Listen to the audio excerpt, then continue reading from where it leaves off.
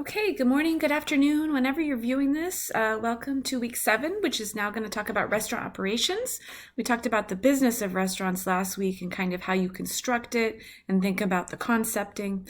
Now we're going to run it. And, there are some instructional content information. I posted a blog on kind of steps of service. You'll want to keep in mind that any steps of service would be defined by whatever company you're working for, but this can kind of give a good guide on how to start. And really focusing on some of those front of the house nuances that, your servers should just be more than order takers. Suggestive selling really can tie to your business success. The importance of menu knowledge, and things like that.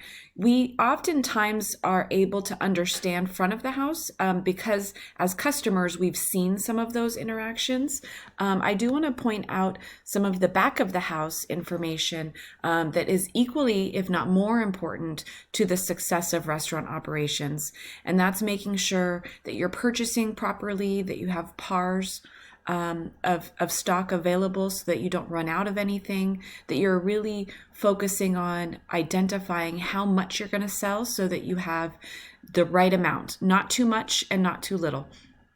The storing of the food items that comes in, FIFO, first in, first out, to make sure that you don't have expiring product because that can lead to increased food cost. And then making sure that your team is trained properly to be able to produce to the menu specifications.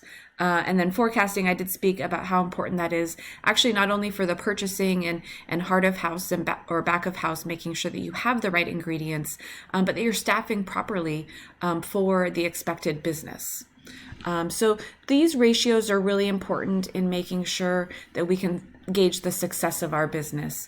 And I wanted to draw your attention to the assignment that we have this week, which is going to be building on last week's assignment. And let's see, there is some more instructional content kind of on the standards of operational ratios, just so that you can gain it, because in this particular assignment, you're going to be looking at the ratios of to be able to understand them, and then building your own restaurant too. So in your last week's submission, you gave me your restaurant concept, and I asked you for 3 menu items and the prices of those menu items. And so now, taking those 3 menu items that you selected last time, we're going to research the recipe to determine the ingredients needed, as well as the cost of those ingredients needed to create the dish, so that we can ultimately get a food cost for your dish.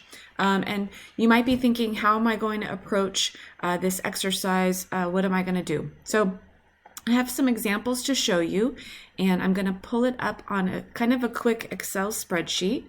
Let me just orient this a little bit better so that you can see the full spreadsheet.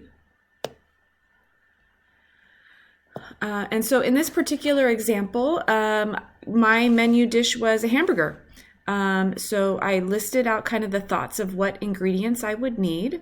And then I have some formulas built in here, and I do have the formula bar so you can kind of see the thought process. So my cost of my hamburger I'm selling in my restaurant for $12.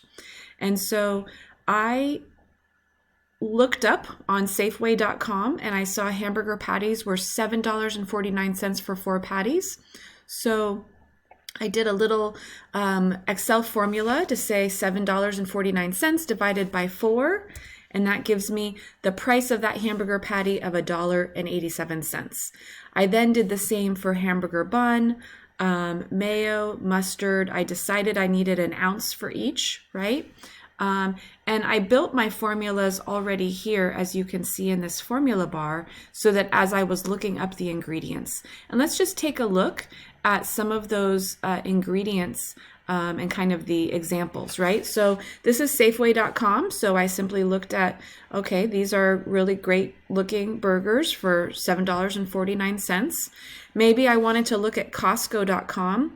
And I saw some like fancier burgers, right? This is 16 burgers, but at $129.99. So a little bit more expensive. And I went to a couple different websites just to kind of play around with it. This one, right in the example here, I can see mayonnaise is 30 ounces for $5.19.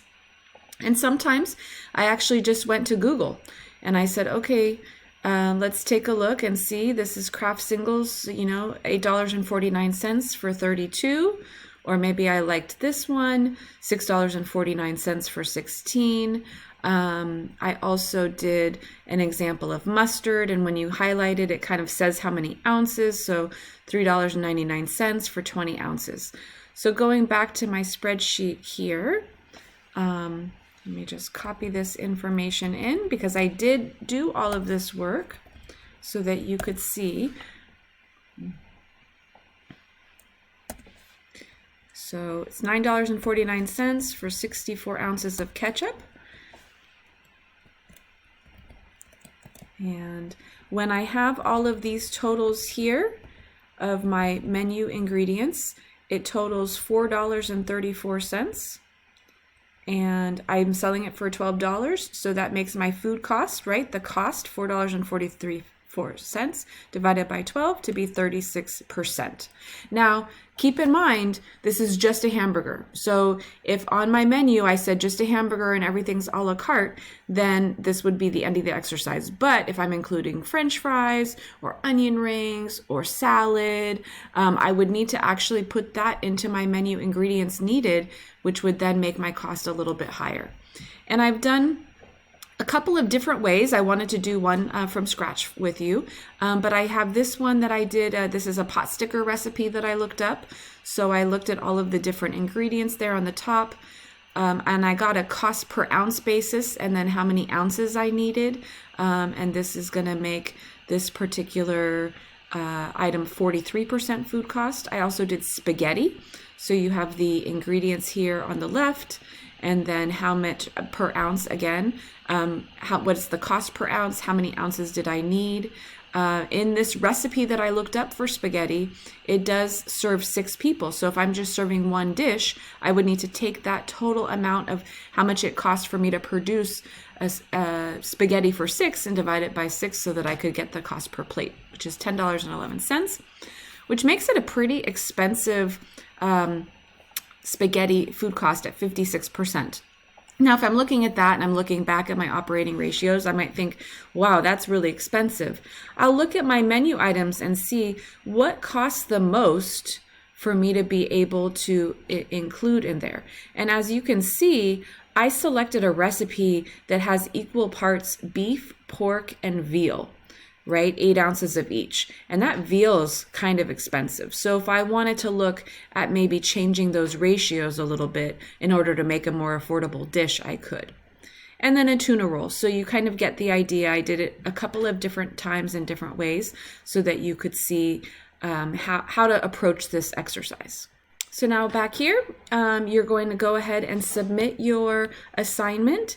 And I did want to also highlight to you a couple of reminders on some other assignments that we have for out weeks, right? Food and beverage assignment is going to be also March 22nd. And then the mind map, which is going to be April 19th. So again, I introduced those last week, but if you had, or in previous weeks, but if you had any questions about that, please don't hesitate to let me know. I hope you enjoy this particular week's review to see restaurant operations and operating ratios and how to manage the restaurant operations side of it. With some of these exercises. So I hope you have a great week ahead. Oh, and don't forget, the beverage ask and answer discussion is still ongoing. So please make sure I'll drop that in there before I post all of the assignments for this week so that you remember to do that as well. Have a great week. Bye.